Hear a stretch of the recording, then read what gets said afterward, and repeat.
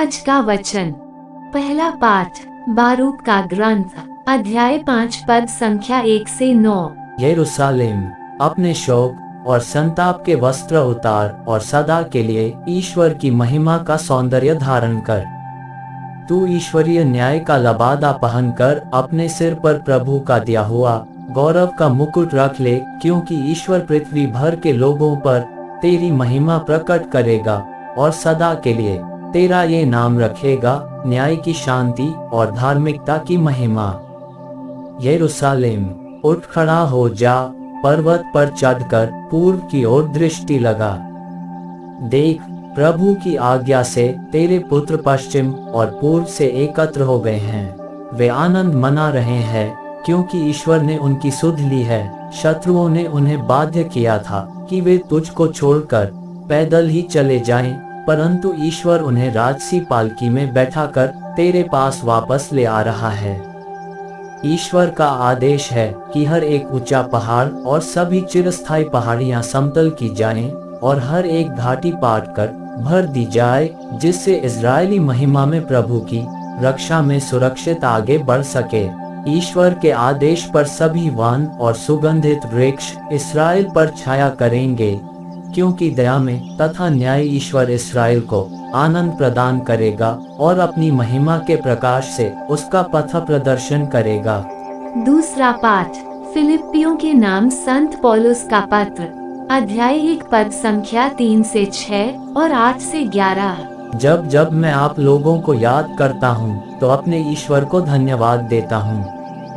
मैं हमेशा अपनी हर प्रार्थना में आनंद के साथ आप सबों के लिए विनती करता हूँ, क्योंकि आप प्रारंभ से अब तक सुसमाचार के कार्य में सहयोग देते आ रहे हैं। जिसने आप लोगों में ये शुभ कार्य आरंभ किया, वह उसे मसीह के आगमन के दिन तक पूर्णता तक पहुँचा देगा।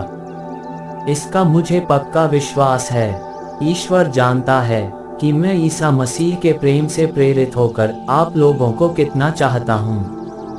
ईश्वर से मेरी प्रार्थना यह है कि आपका प्रेम, ज्ञान तथा हर प्रकार की अंतर्दृष्टि में बराबर बढ़ता जाए, जिससे जो श्रेय है आप उसे पहचाने और प्यार करें। इस तरह आप लोग मसीह के आगमन के दिन पवित्र तथा निर्दोष होंगे और ईश्वर की महिमा तथा प्रशंसा के लिए ईसा मसीह के द्वारा परिपूर्ण धार्मिकता तक पहुंच जाएंगे। यह प्रभु की वाणी है।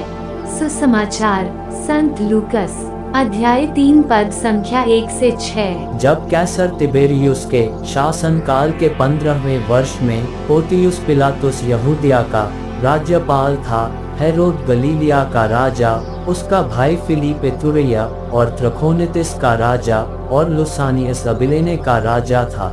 जब अन्नस तथा कैफस प्रधान याजक थे, उन्हीं दिनों जकरियस के पुत्र योहन को निर्जन प्रदेश में प्रभु की वाणी सुनाई पड़ी।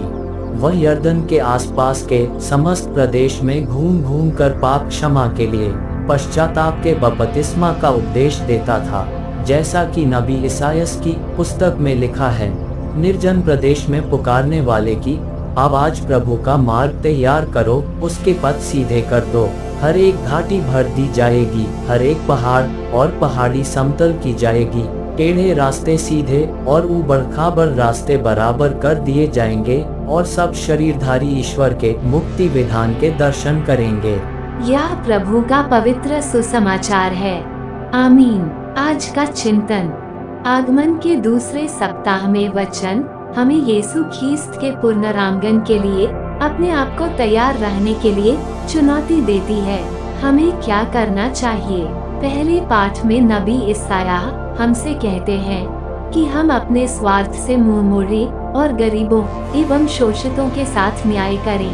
हमें सक्रिय रूप से दूसरों की ओर मुड़कर उन्हें वह सहायता प्रदान करना है जिसकी उन्हें आवश्यकता है। जब परमेश्वर हमारे हृदयों में निवास करते हैं, तो हमें दूसरों के प्रति अपने व्यवहार में उतना ही निष्पक्ष होना सीख लेना चाहिए जितना हम दूसरों से अपने प्रति अपेक्षा रखते हैं। दूसरे पाठ में संत पौलुस रोमियो से कहते हैं कि बाइबल वचन का ज्ञान वर्तमान और भविष्य के प्रति हमारे दृष्टिकोण को प्रभावित करता है।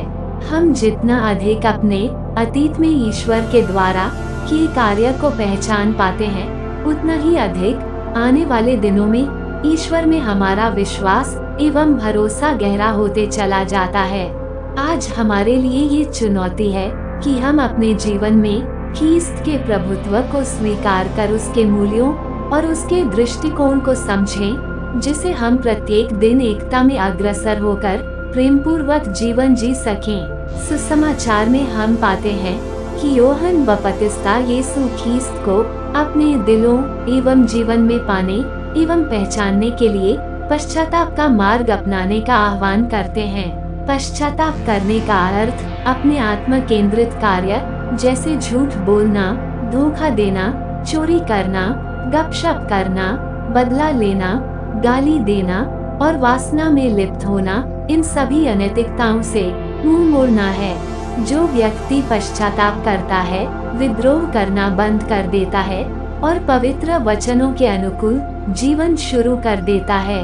ईश्वर की ओर मुड़ने में पहला कदम अपने पापों को स्वीकार करना है, जैसा कि संत यूहन्ना आज के सुसमाचार में आग्रह करते हैं। तो आइए हम अपने मन फिराकर ईश्वर के वचनों पर चलकर दूसरों के साथ मेल प्रेम से रहकर यीशु ख्रीस्त को अपने दिलों में, अपने जीवन में, परिवार में स्वागत करने की तैयारी करें।